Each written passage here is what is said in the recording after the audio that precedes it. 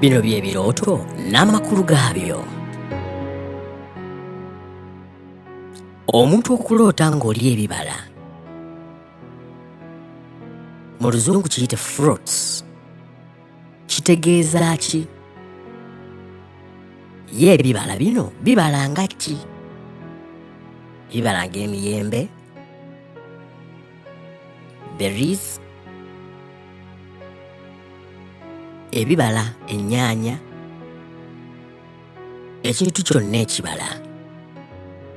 Oyinza okuba oli ku ppaapaali kuba nakyo kibala. Kale nno kitegeeza ki okuloota ng'olya ebibala oba nga babikwasa? Oba ng'oli mu nnimiro y'ebibala, ekyo nno kitegeeza nti ogenda kukungula era oli mu makungula go. Oli mu makungula go oba ekiseera kyonna ogenda kukungula oba bakukwasizza amakungula go. N'olwekyo bw'oloota ekirooto ng'ekyo, jaguza, manya nti Katonda akulaze amakungula g'ogenda ofuna. Amakungula kubanga omuntu yenna bw'asimba, ameza, n'abaza, oyo afunyeemu n'akungula. Kati naawe obeera okungudde.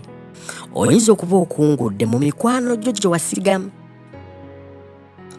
nti nayambako gundi okugenda ebweru, najja n'akusigamu, era okwo kuba kukungulako.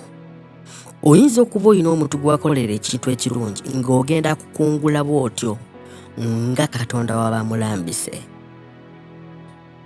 N'olwekyo siga okungule ofune ebibala byo.